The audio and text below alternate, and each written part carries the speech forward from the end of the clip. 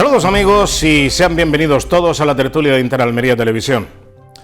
Bueno, pues entramos en la fase 1, que es una fase novedosa, una fase que va por entregas, el desconfinamiento y la capacidad de movilidad para todos los ciudadanos de Almería. No podremos viajar a Murcia, ni tampoco, ni mucho menos a Granada, evidentemente, que sigue la fase 0.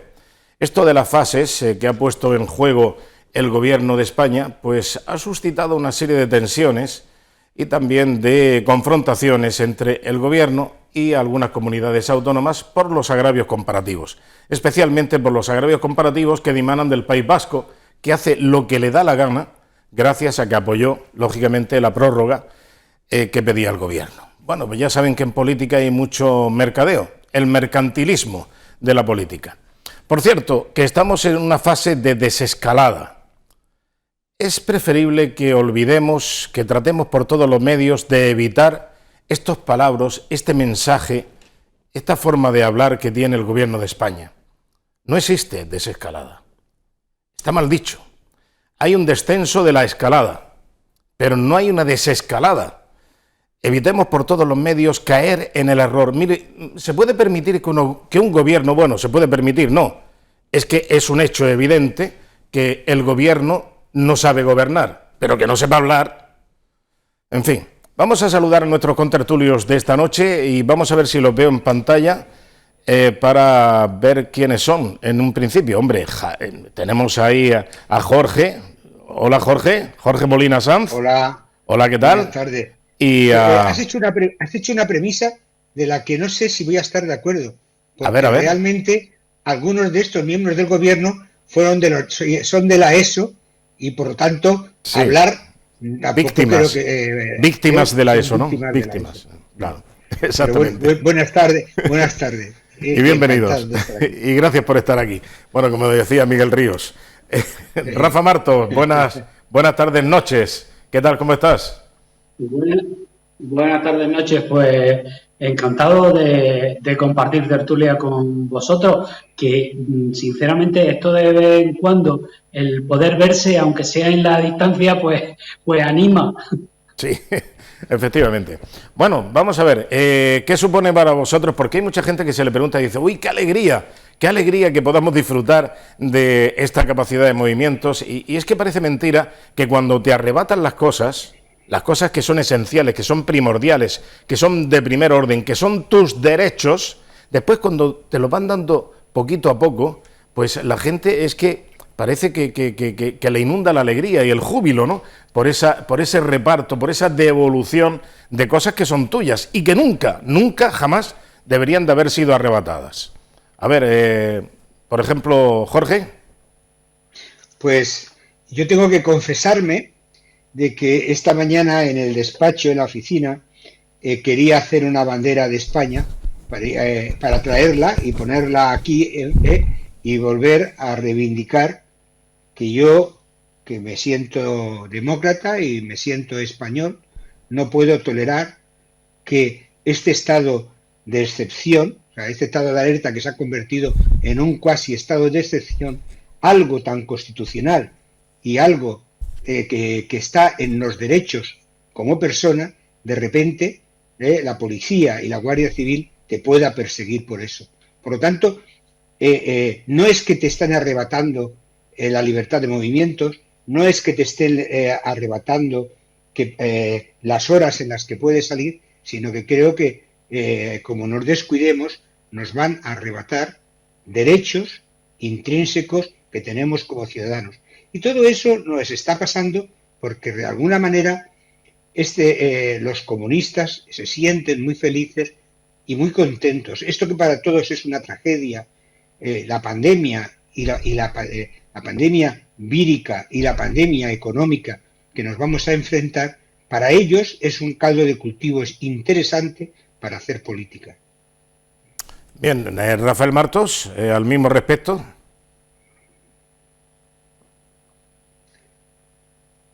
A ver, Rafa, tenemos algún problema, parece. A ver, sí, empieza por el principio. Sí, no, que decía que a mí me parece que esto es una cuestión del populismo en general, que no es una cuestión de de extrema derecha o extrema izquierda, no. Yo creo que el populismo en general, donde encuentra su caldo de cultivo, siempre es las situaciones críticas, donde más difícil es plantear la racionalidad y más fácil sacar las vísceras. Pongo un ejemplo.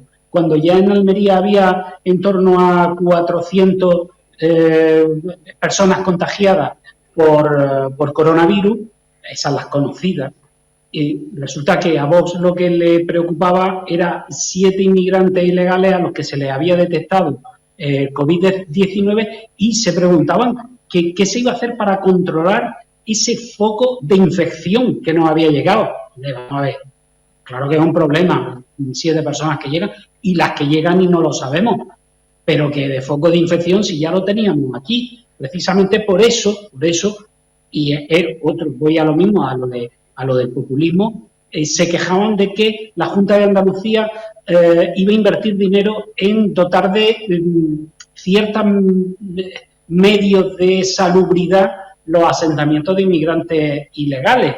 Y se quejaban, hombre, por Dios, si precisamente se trata de eso, habrá que, aunque sean ilegales, lo que tú quieras, pero están aquí y si no se les dota de unas mínimas condiciones sanitarias que se puedan lavar, que puedan tener una mínima higiene, pues efectivamente van a suponer un problema de contagio. Entonces es cuestión, hombre, no te digo ya de humanidad, que también un poquito de inteligencia. Es decir, que son los populismos y ahora, por ejemplo, lo estamos viendo en el caso de Unidas Podemos con lo de la renta básica, que sinceramente le dan a unos ganas de dejar de trabajar. Porque, oye, pues si vas a tener 1000 y pico eurillos y casa gratis sin tener que trabajar, pues oye, ¿para qué vas a pagar impuestos? ¿Para qué vas a hacer si lo vas a tener? Y eso además compatible con las rentas básicas que ya pagan muchas comunidades autónomas, entre ellas la andaluza. Mira, no hace ni 15 minutos que acabo de hablar con un agricultor que me decía precisamente esto. Hay una empresa agrícola que ha premiado a los trabajadores para que vuelvan al trabajo con un cheque de 200 euros mensuales, por encima del sueldo. El sueldo puede estar en 1000 y algo, pero les paga la empresa 200 euros en un cheque. No vuelven al trabajo, prefieren estar en el ERTE.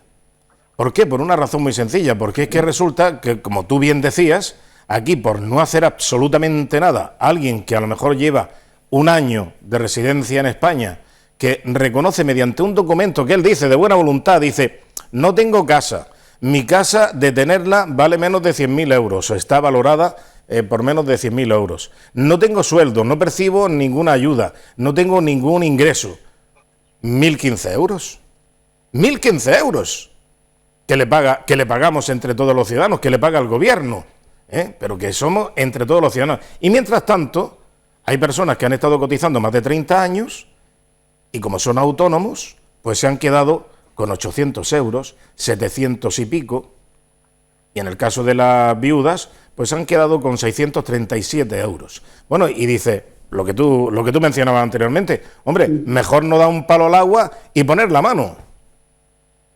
Claro, es que realmente, lo que pasa es que yo del argumento que tú estás diciendo, yo lo único que quitaría es lo de la parte de residencia, porque no se va a mirar si es un extranjero o un español de toda la vida. Me refiero a efectos de cotizaciones previas. O sea, que un ciudadano que venga del extranjero, en condiciones, digamos, de legalidad o ilegalidad, como se quiera, ¿sabes? Pero que lleve un espacio mínimo de un año residiendo en España, ya tiene ese derecho, ya adquiere ese derecho, independientemente de, me refiero a las cotizaciones previas. Es que me parece que es un argumento a tener en cuenta. Que alguien haya estado contribuyendo a la riqueza nacional durante 43 años o 47 y que otro que llega de donde sea y solamente acredita que lleva un año de estancia en este país, ya tiene acceso. Eso me parece que es un agravio comparativo, es un insulto, Pero es un insulto también para los parados en general. Hombre, es decir, claro. Es que tú ten en cuenta que ahora mismo creo que recordar que en torno al 60% de los parados inscritos en el INEM, es decir, de los parados que da el SEPE, o sea, de los oficiales, por decirlo de alguna manera, no los que da el INE, que es un dato más real, pero es estadístico. Pues en torno al 60% creo recordar que no reciben, en Almería, no reciben ninguna prestación, Claro. ninguna. Sin embargo, va a resultar que un parado que está parado porque antes ha estado trabajando, resulta que esa persona a lo mejor no cobra nada, pero ojo, resulta que si no has trabajado nada, pues vas a poder cobrar 1.000 euros. Claro. Sí, Jorge.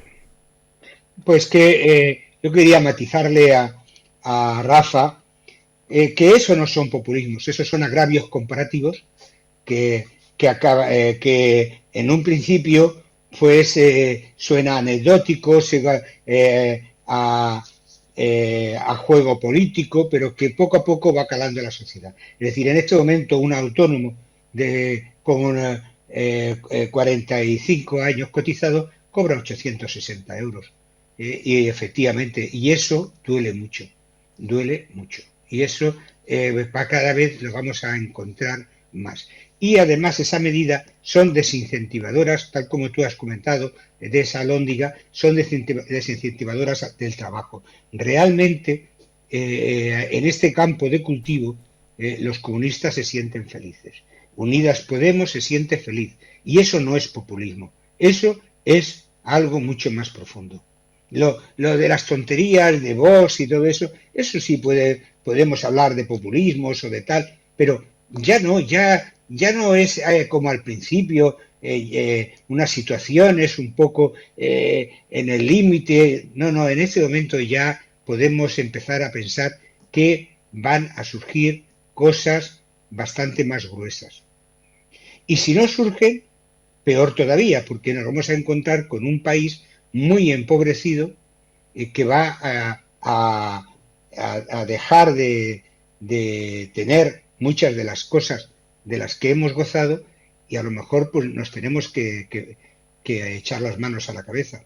Ya. Bueno, habéis mencionado en varias ocasiones el concepto populismo. Yo creo que el populismo no es, digamos, apelable a cierta formación política o ideología. Yo creo que es para todos los políticos, es para todos los políticos. Todos los políticos son en condiciones, digamos, de vender un poco su artículo, son populistas. O sea, un político, sea de donde sea, es populista. Es populista, y sobre todo en campaña electoral o cuando ve una oportunidad electoralista o sectaria. Entonces es populista. Todos los políticos tienen esa componente de populismo, evidentemente. ¿Qué es el populismo al fin y al cabo? Pues dar a la gente lo que la gente espera oír, lo que espera escuchar, lo que espera obtener. En definitiva, ese es el populismo, ¿no?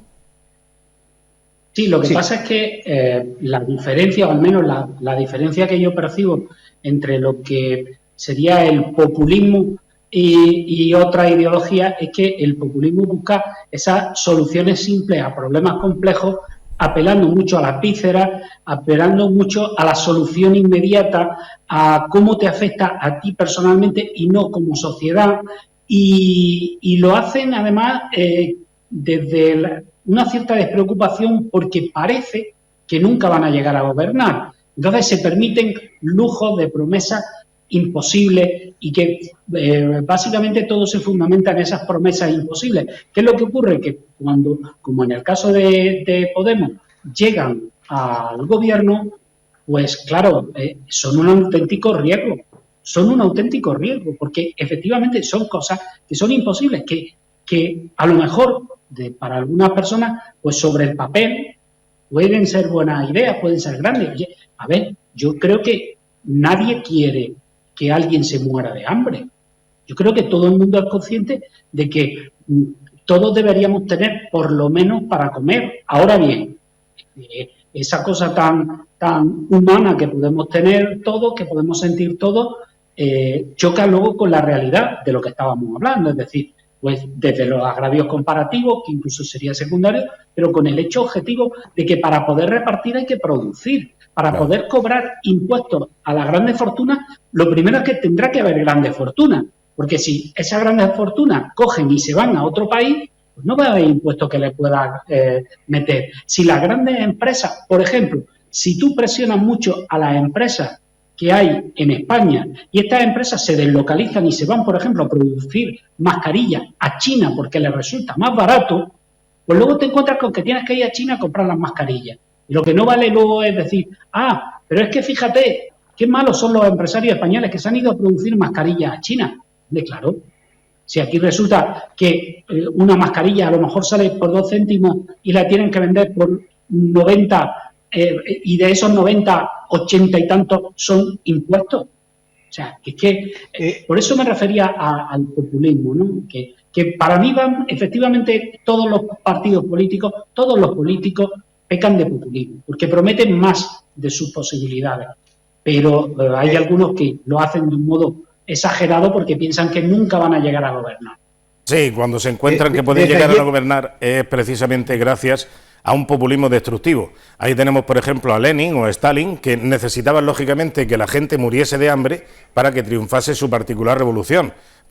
Es que, claro, el reparto de la miseria, la administración de la miseria, que es, en síntesis, la teoría del comunismo, que es repartir la miseria, cuando no hay generación de riqueza, cuando no hay capacidad para poder trabajar y producir y ganarse el sueldo y la vida, pues lógicamente tienes que depender del Estado, tienes que depender del políburo, tienes que depender para todo absolutamente, y que él te designe y te proyecte tu vida y que te genere una situación de miseria que únicamente con una miguita de pan que te vaya aprovisionando, pues así te puedes ir. Era lo que decía yo al principio, que nos arrebatan todo de golpe y después nos van administrando por fases, la fase 0, la fase 1, oye, y la gente hasta se encuentra alegre y contenta, de decir, oye, qué contento estoy, que puedo ir, no sé, mañana puedo ir a mi cortijo que tengo en Benadux, o que puedo ir a la playa, o que, sin bañarme, claro, o que puedo salir en el barco, pero sin pescar, porque claro, ahora estamos en trance de que Unidas Podemos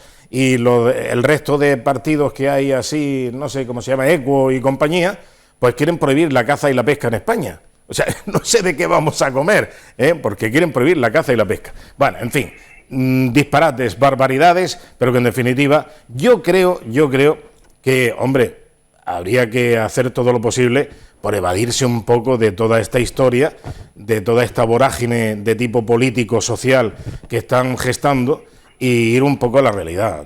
Es decir, vamos a olvidarnos un poquito, vamos a dejar de ver los telediarios, vamos a dejar de leer tanta información que hay en las redes, que nos confunde y que al final pues nos nubla un poco la visión de la realidad. Pero en fin, Jorge, que querías intervenir. Sí, bueno, decirte que desde ayer parece que ha habido un incremento importante de los cursos de portugués online, porque claro, Creí que iba a decir otra cosa. Esos 12.000 millones, es que claro que puedo decir otra cosa y intentar decir cosas serias y medianamente solventes, pero claro, cuando, tal como tú has dicho, cuando empiezas a ver noticias, etcétera, etcétera, o te lo tomas a risa, o te cabreas, ¿no? Y, por ejemplo, decir que ahora van a sacar 12.000 millones con un nuevo impuesto. Estamos en un momento que es el más adecuado para subir impuestos, para incentivar la economía, para fomentar... vamos a subir, a eso sí, como siempre, para las grandes fortunas. Pues yo creo que va a haber mucha gente que se va a acabar cambiando la residencia a otros sitios, Portugal mismo, y va a justificar que está 185 días al año en Portugal, y les van a dar por saco, porque eso es a lo que están provocando. Eso es lo que están provocando. Y eso, pues yo me lo tengo que tomar a coña, porque claro, lo que no se está diciendo es que esta situación va a crear una brecha fiscal importante. La reducción de la recaudación tributaria este año va a ser importante. Está evaluada, alguna gente habla de 140, 150 mil millones. Eso, unido a la expansión del gasto que se ha hecho, puede ser que llegues a los 310.000 millones. Y ese dinero habrá que pedirlo. Y eso significa hacer un incremento de la deuda pública de aproximadamente un 30% sobre la deuda actual. Y no pasaría nada si realmente tuviésemos un país engrasado, donde ese gasto estuviera para crear riqueza, para crear puestos de trabajo, pero no, aquí está únicamente para el gasto. Y eso hace que en este país, en este momento, entre funcionarios, jubilados, parados y gente que recibe ayudas, ya se ha superado, está en la mitad de la gente que produce, y posiblemente después de esta crisis en un 40 o 40 y tanto por ciento gente que trabaja respecto a gente que cobra, y eso es insostenible.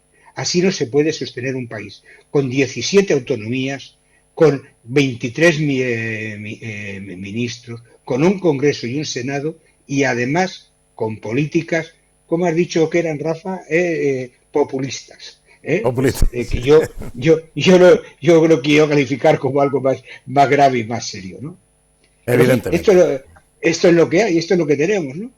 Bueno, para concluir, Rafael Martos, en lo que respecta a la provincia de Almería, ¿crees que esta nueva fase, la entrada de la fase 1, va a proporcionar, digamos, algunos beneficios dentro del ámbito socioeconómico? No sé si tienes alguna constancia de ello, no solamente por la apertura de los bares, evidentemente, que han sido pocos y además algunos de mala manera. Yo puedo afirmar que sí, ¿eh? Tú puedes afirmar que sí, que se ve ya respirar, sí, ¿no? La economía. Hombre, Rafa. Yo ayer... A ver, termina Jorge. Sí. Termina Jorge. No, bueno, yo ayer estuve en Málaga, ¿no? Y el movimiento de coches que había... Pero si no puedes. De la provincia, sí, yo sí puedo. ¿Por qué puedes? Hombre, por razones de trabajo de una empresa en la que tengo gente trabajando fuera. Ah, bien. Vale. Entonces, o sea, que era un tema justificado de trabajo, no tenía ninguna ganas de ir. Pero realmente el cambio brutal que había de movimiento de coches, ya se notaba. Y en una de las empresas mías, mientras que en Málaga se está parado, aquí se ha empezado a retomar la actividad. Tímidamente, pero lo cierto es que, claro, en el momento en que hay gente que aunque le des 200 euros prefieren estar cobrando el ERTE, pero en cambio hay otra gente que entiende que hay que empezar a trabajar. Pero muy tímidamente, pero se está notando. Lo mismo te pregunto, Rafael Martos. Sí, yo creo que efectivamente algo más se va a reactivar la economía en la provincia de Almería. Pero, a ver, no nos dejemos engañar por el espejismo de los primeros momentos.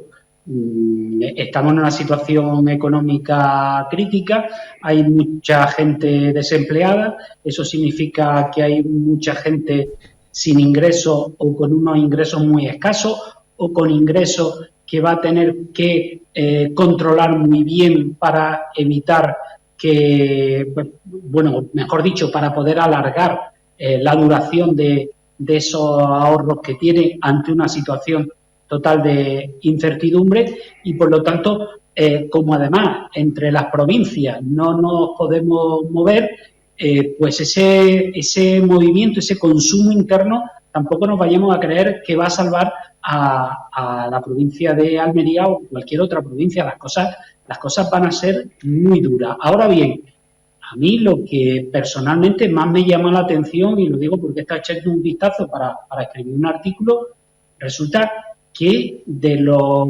4 o 5 grandes países de Europa, el único que ha abierto antes los bares que los colegios es España. Hombre, ¿cómo no podía ser de otra manera? ¿Cómo no podía ser de otra manera? Pero vamos a ver. Sí, podemos hacer alguna broma, ¿no? Pero deja bastante claro cuáles son las prioridades. Claro. O sea, aquí hemos visto montones de informaciones previas de la gente preguntándose cuándo abrirán los bares. Bueno, ¿y los colegios? Puedo decir una cosa. Pero Rafa, hemos empezado el programa diciendo que el gobierno, hay gobiernos que no sepan gobernar y bueno, ¿qué le vamos a hacer? Hemos tenido mala suerte, tenemos un gobierno que no sabe gobernar, pero que no sepa ni hablar ni escribir. Hombre, eso es imperdonable. Bueno, pues tenemos eso, un gobierno que no sabe gobernar, que además nos miente, nos manipula, nos arrebata derechos y encima no sabe ni hablar ni escribir, porque dice desescalada o dice, yo qué sé, otras barbaridades. Ahora sería una retahíla. Pero bueno. La portavoz del gobierno... Entonces, ¿qué quieres que haga? ¿Qué quieres? ¿Que abra antes los colegios que los bares? Hombre, por supuesto que abre los bares antes que los colegios. A la vista están los resultados. Un gobierno que no sabe ni hablar. Claro, pero fíjate, yo es que creo que en Alemania, por ejemplo, en Alemania, en el Reino Unido, en Francia, en Italia, pues tendrán el mismo interés y la misma preocupación que nosotros por activar la economía. Claro. Quiero decir que nosotros no somos una excepción. Tendrán el mismo interés. Bueno, pues ellos no abren eso. Sin embargo, ya tienen abiertos los colegios en Alemania. En el Reino Unido también. En Francia también. En Italia van a abrir los colegios. Y en Escandinavia. En septiembre, pero van a abrir los bares en julio. Claro. Hombre, no sé yo si estamos en condiciones. Y un comentario al hilo de esto, que yo creo que a los que somos liberales igual nos puede dar una idea. Y es que los bares, de momento, son empresas privadas. Y entonces, claro, el empresario se devana los sesos, se come la cabeza a ver cómo abro yo manteniendo las condiciones de seguridad para que me vengan clientes. Porque tengo que empezar a hacer funcionar. Sin embargo, los colegios, imaginaros que fueran todos los colegios privados. Imaginaros que los dueños de esos colegios no cobraran si los escolares no pueden ir a clase. Claro. Y llevaran ya 2 meses sin cobrar. Pues estarían dándole vuelta a ver cómo abro yo el colegio en las mejores condiciones para que los niños vuelvan. Pero da igual. Esa es la diferencia, que te pique tu bolsillo. Esa es la diferencia. Bueno, que nos tenemos que marchar. Sí. Es más, le viene muy bien que haya muchos burros para que puedan ser manejados más fácilmente, porque cuando se empieza a leer se empieza a tener ideas propias. Muy bien, Jorge Molina, muchas gracias. Aparte de leer, también escribes. Igualmente que Rafael Martos, que lo hace a diario y con gran profusión. Muchas gracias a ambos. Un saludo, hasta la próxima semana, amigos. Bueno, pues nosotros nos vemos. Bueno, pues nosotros hacemos un breve paréntesis para la publicidad y enseguida volvemos en la segunda fase de la tertulia. Hasta ahora.